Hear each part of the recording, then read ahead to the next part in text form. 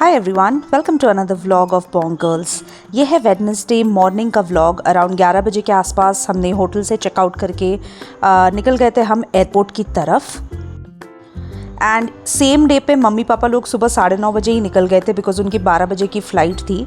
Breakfast वगैरह हमने सुबह ही कर लिया था, बट हम 11 बजे के आसपास चेकआउट किए। 2 बजे की हमारी फ़्लाइट थी जो आधा घंटा और डिले हो गई।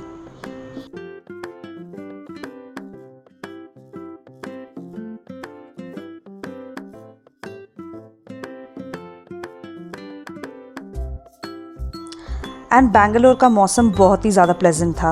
यहाँ पे थोड़ी थोड़ी बारिश स्टार्ट हो गई थी by the time we started from the airport. And इसके बाद घर पहुँचने के बाद मैंने ज़्यादा कुछ रिकॉर्ड नहीं किया। हमने अनपैकिंग वगैरह की एंड फिर हम बस फ्रेशन अप होके सोने चले गए थे। Saturday morning it is and we are back to basics.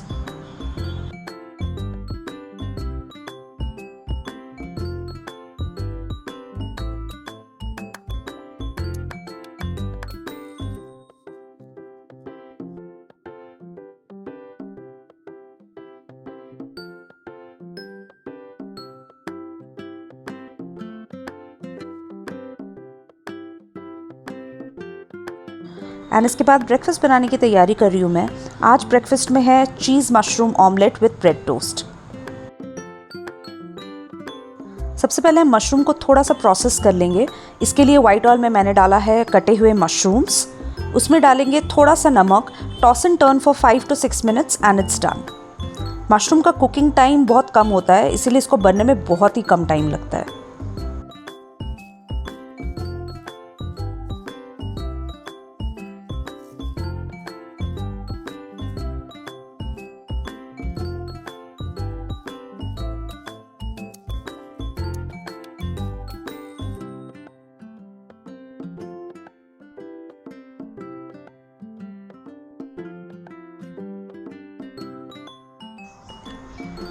And मैं यहाँ पे सिंपल सा ऑमलेट बना रही हूँ। 2 अंडों में बस थोड़ा सा नमक डाल लिया था, फेंट लिया and then directly to the pan.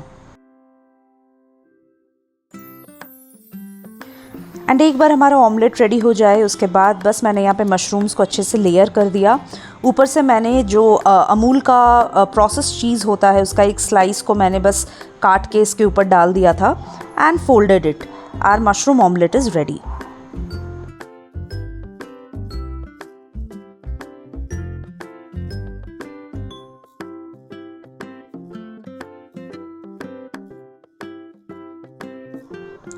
Toasted bread के साथ the stuffed omelette tastes really good. And इसके बाद मैं सीधा मिल रही हूँ आप लोगों से शाम में। शाम का टाइम मतलब सबसे पहले किचन में आते ही मैं बर्तन समेटने लगती हूँ। मेरी जो हाउस हेल्प है वो सुबह आती है अराउंड 8 साढ़े 8 के आसपास, बट उसके बाद मैं अपने काम में लग जाती हूँ, ऑफिस का काम में, तो टाइम नहीं मिलता। सीधे शाम में once I log out and everything मैं सबसे पहले बर्तन समेटती हूँ, उसके बाद मैं चाय चढ़ाती हूँ।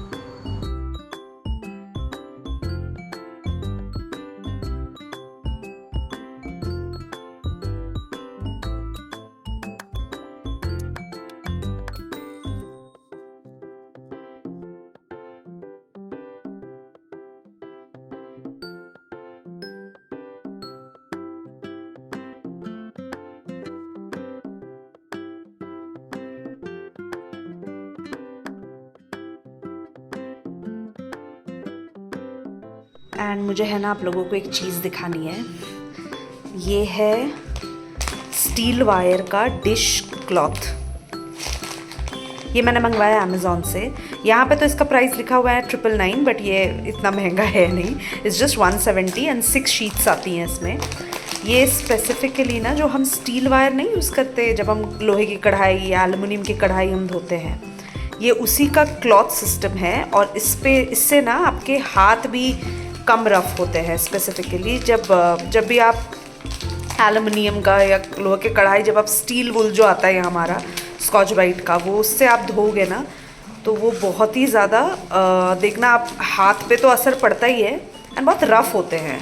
कभी कभी निशान भी पड़ जाते हैं आपके यूटेंसिल्स पे, बट इससे वो चीज़ नहीं होगी। ये देखिए, it's just a dish cloth जो स्टील वायर का ही बना हुआ है, बट इसमें ना उतनी रफ़ घिसाई नहीं होती है।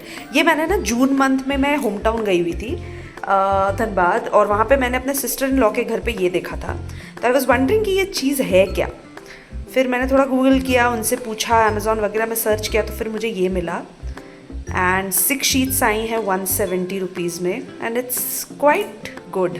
मैंने वहाँ पे यूज़ किया था, तो फिर मुझे यूज़ करने के बाद मुझे पता चला ओके ये चीज़ है क्या, और मैंने फिर मंगवाई है। So this is something new. I am not sure अगर आप में से कितने लोग इसको यूज़ कर रहे हैं या जानते हैं इसके बारे में। मेरे लिए ये नई चीज़ है। और यहाँ पे मैं बना रही हूँ क्विक सा डिनर, आलू गोभी की भुजिया एंड रोटी। हमारे जो कुक वाले भैया है ना, वो मंडे टू सैटरडे आते हैं, बट आज कुछ कारणवश वो नहीं आ पाए, तो मैं वही बना रही हूँ जल्दी से। और यहाँ पे गोभी देखिए कितनी कम है, आलू ज़्यादा है। एक्चुअली 2 दिन पहले मैंने गोभी मंगाई थी, थर्सडे को रात को मैंने स्विगी इंस्टामार्ट से मंगवाया था, एंड वो काफ़ी बड़ी गोभी आई थी यार। तो मैंने उनको बोला था कि भैया आधा बना लो आप आज सब्ज़ी, एंड आधा रख लेना, मैं सैटरडे या मंडे खा लूँगी। उन्होंने क्या किया, 70% उसी दिन काट के बना दिया। मैंने बाद में जब देखा, वो चले जाने के बाद मैंने देखा यार ये तो इतनों से ही बची थी, क्योंकि हम आलू भी डालते हैं ना तो ऑब्वियसली वो बढ़ जाती है। तो मैंने इसलिए उनको बोला था आधा डालने, उन्होंने 70% उसी दिन डाल दिया, एंड थोड़ी सी ही बची थी। तो फिर मैंने उसको ज़्यादा आलू दे के मैंने एडजस्ट किया है, एंड यहाँ पर मैं फुलके भी सेक ले रही हूँ। एंड मैं आलू गोभी की भुजिया बिल्कुल सिंपल वे में बनाती हूँ हमेशा से, सिर्फ हल्दी नमक बस, और कुछ नहीं। और उसमें मैं लहसुन का तड़का लगाती हूँ। वो पराठे के साथ तो बहुत अच्छी लगती ही है, बट रोटी के साथ भी बहुत अच्छी लगती है।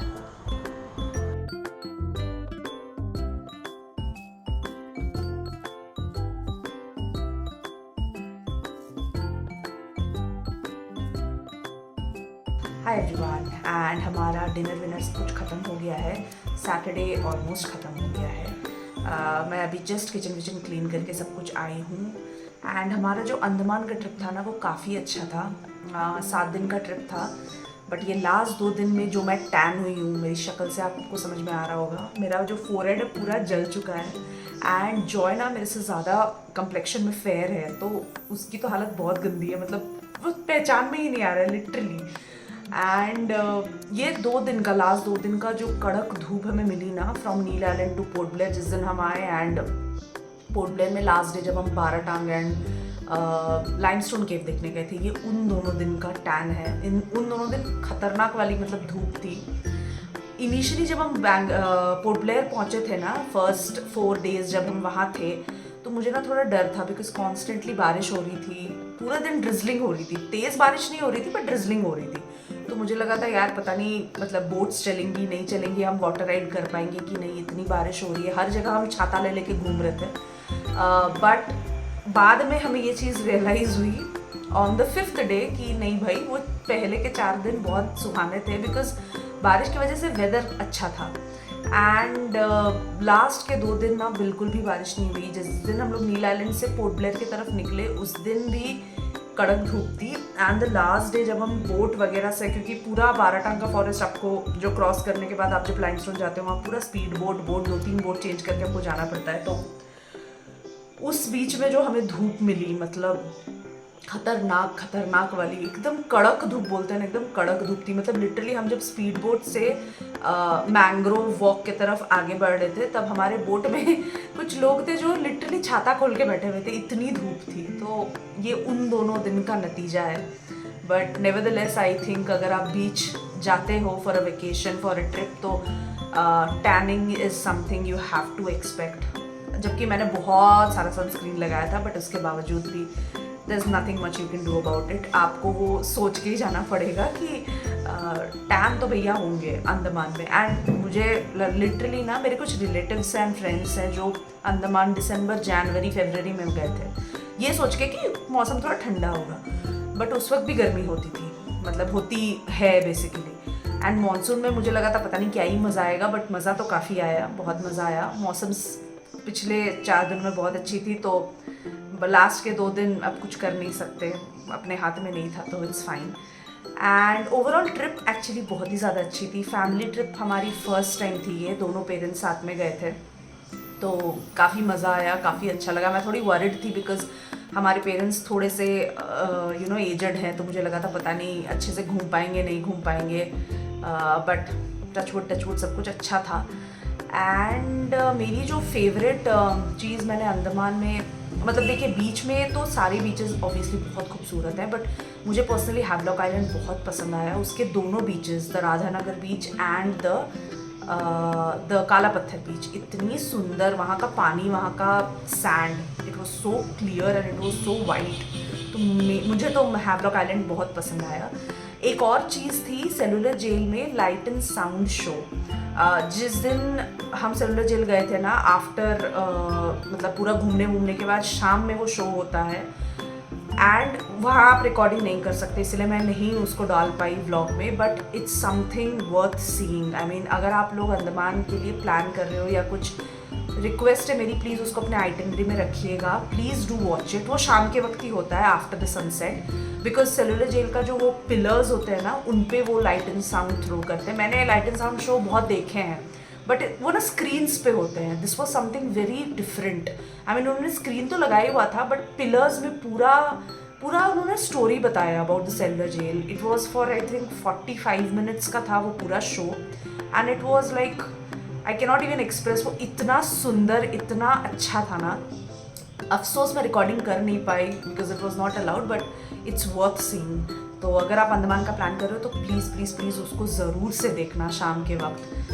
एंड उसके अलावा भी काफ़ी अच्छा लगा, ओवरऑल अंडमान का ट्रिप काफ़ी अच्छा था। एंड इसी के साथ ये व्लॉग हम यही ख़त्म कर रहे हैं। मिलूंगी बहुत जल्द आप लोगों से एक नए व्लॉग में। Keep watching Bong Girls, take care everyone, bye.